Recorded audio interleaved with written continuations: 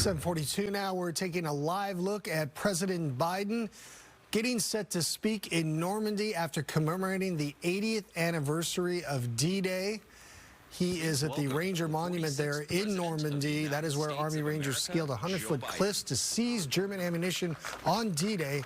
Let's take a listen. Please, sit down.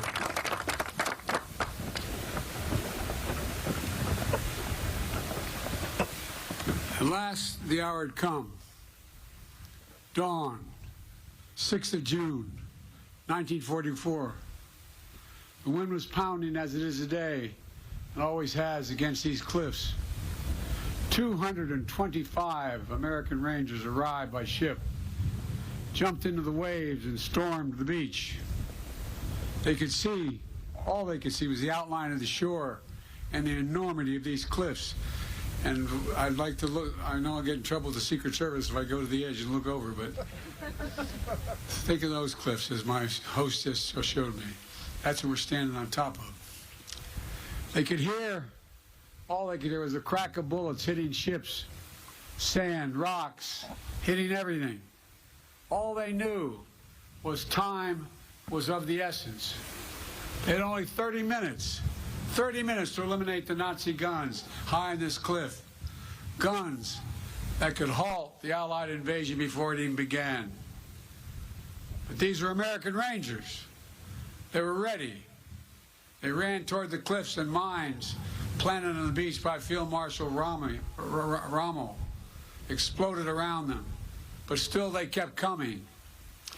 Gunfire rained above them, but still they kept coming. Nazi grenades thrown from above exploded against the cliffs, but still they kept coming. Within minutes, they reached the base of this cliff. They launched their ladders, their ropes, and grappling hooks, and they began to climb. When the Nazis cut their ladders, the Rangers used their ropes. When the Nazis cut their ropes, the Rangers used their hands. And inch by inch, foot by foot, yard by yard, the Rangers literally clawed their way up this mighty precipice until at last they reached the top. They breached Hitler's Atlantic Wall, and they turned in that one effort the tide of the war that began to save the world. Ladies and gentlemen, yesterday I paid my respects at the American Cemetery just a few miles from here, where many of those Rangers who died taking this cliff are buried.